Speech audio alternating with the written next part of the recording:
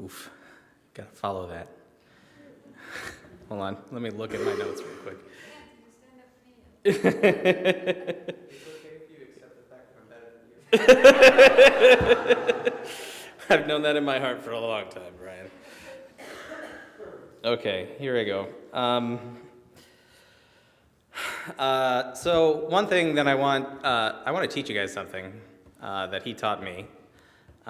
Just real quick, maybe because it'll distract you from how awful I'm doing while I'm talking up here.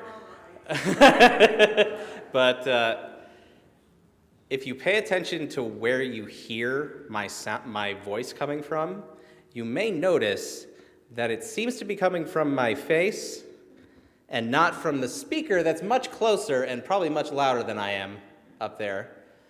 And the reason is because Dad programmed a delay, milliseconds of delay, into that speaker so that my quiet little voice coming from the podium would hit you first before the amplified sound hits you. So it sounds like it's coming from me. I feel like there's some theater people who are like, oh yeah, I know about that trick. But he was very proud of it when he was telling me about it, when he set it up in the board. Hopefully it's still there. I don't know if they messed with it or not. But anyway, so yeah. So who here is familiar with Ender's Game? Yeah, the semi-recent movie that came out.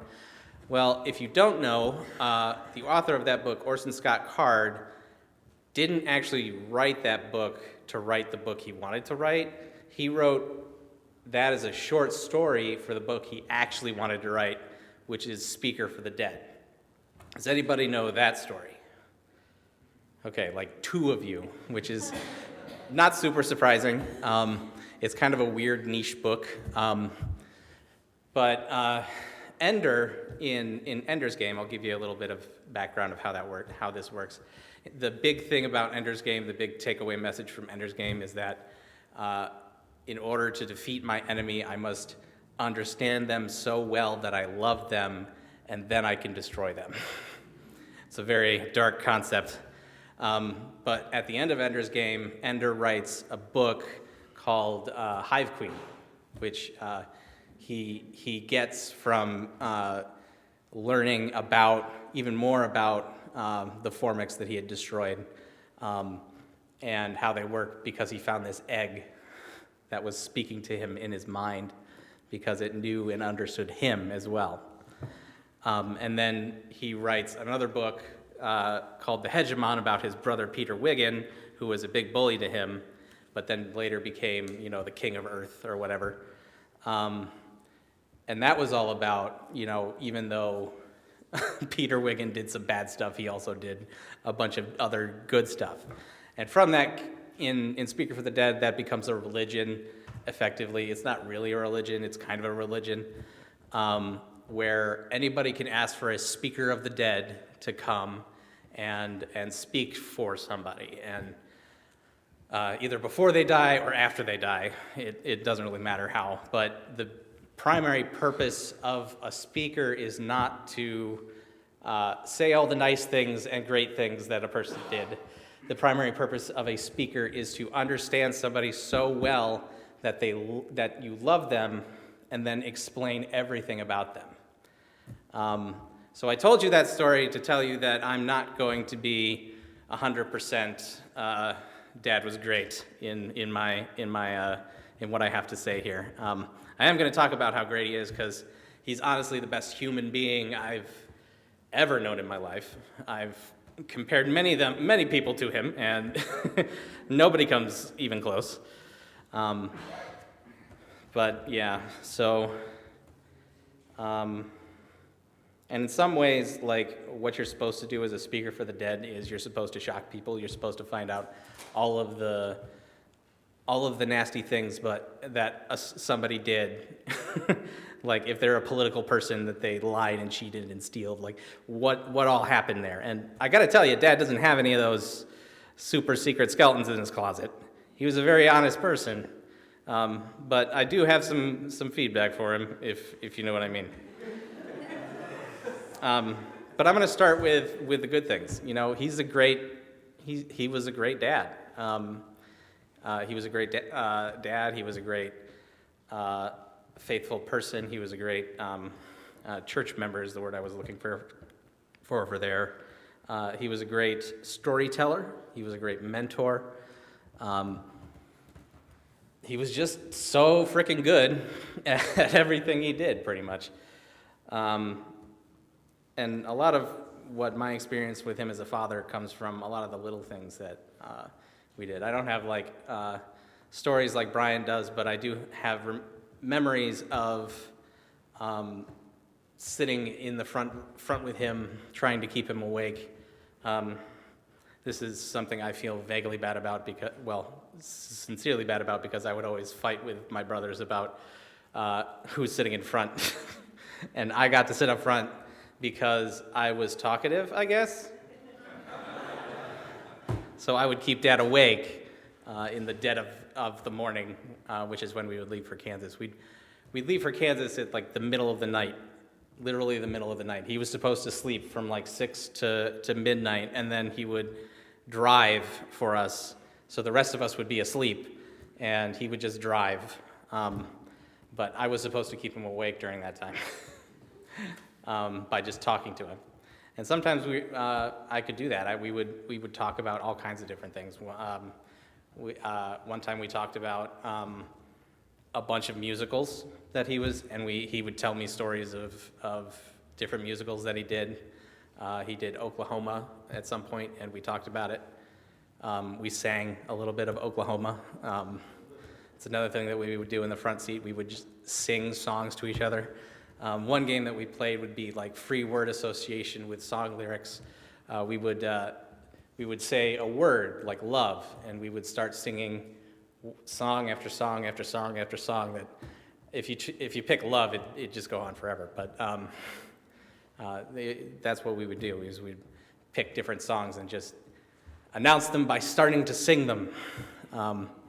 And of course, we would always do this from memory. We wouldn't bring up the lyrics or anything. I mean, this was kind of a time before cell phones. And part of what comes with that is trying to recite all of American Pie by memory. We did, all of us, I'm pretty sure, learned the lyrics to American Pie. Getting it mixed up with the Weird Al version. Yeah, that's a problem, the Weird Al version, yeah. I don't even remember how it goes anymore.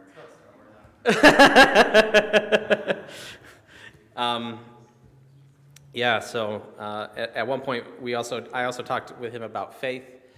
I would talk to him about, I would just say random things to him, and he would politely correct me in the way that he does. Annoying things about trucks. You asked a lot of annoying questions about trucks. Oh, I asked a lot of annoying questions about trucks. Okay, it's good for me to know. There was one time I was telling him about the train that I imagined following us, and all of the features that it had. It was like a luxury train where there was all kinds of stuff, including a whole car for our dog and a bunch of other stuff. And we also talked about, at one point, Mom got involved in this conversation. We were comparing the Father, the Son, and the Holy Spirit to different phases of water, like ice, water, and water vapor. And that's the kind of thing that we would talk about. I would always go to him for advice about all kinds of different stuff. Don't think too hard about that water thing. I see some of you very confused. That's okay. It's not that deep, I can guarantee it. Anyway, I would go to him for advice for just about everything. I would tell him what I was up to. And he would always challenge me to be better, to do better, but he doesn't tell you what he wants. He doesn't tell you exactly how he imagines that you should do things. He always wants to persuade you to think in a better way than you are currently. Whether that's up to his standards or not, he would never really tell you. That's the idea, is you come to your own conclusions, you implement your vision, and you make it happen, right? But all he is a guide. That was very frustrating for some of his students. I've talked to them about it. That they'd be like, is Matt going to be okay with this? I don't know. Is it going to be fine? I don't know. But, his whole thing was making people better and helping people. He was an amazing servant to making other people be the best that they could be. And not by telling, not by showing, by example. He would show you how he does stuff, but he would never tell you that what you were doing is wrong, unless it was dangerous or just explicitly wrong for some reason. Yeah. But my big takeaway from all that is just how much of a great servant Dad is. But the only problem with that is he spent so much time as a servant to others that he didn't take super great care of his health.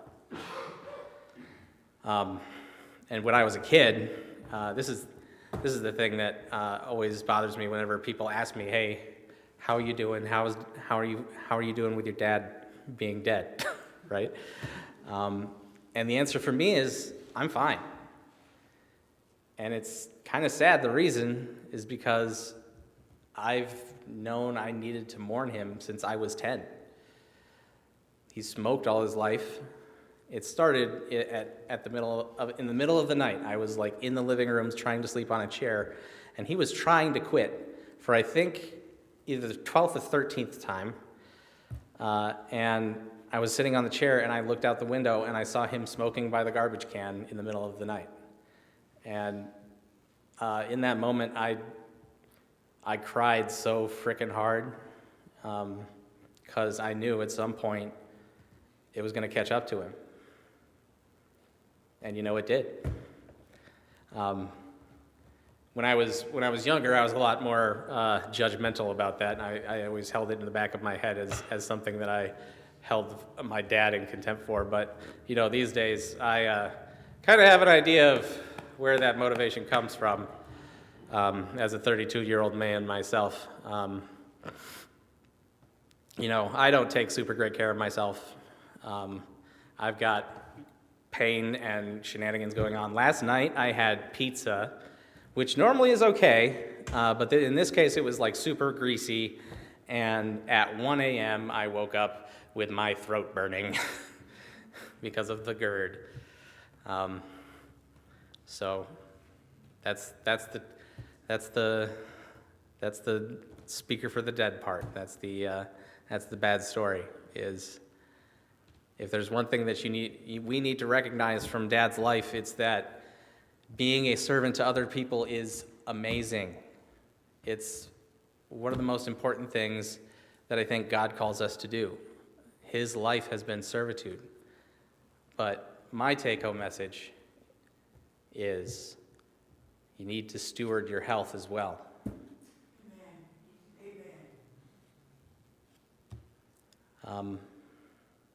Yeah, that's it. Thank you so much. Thank you so much for coming.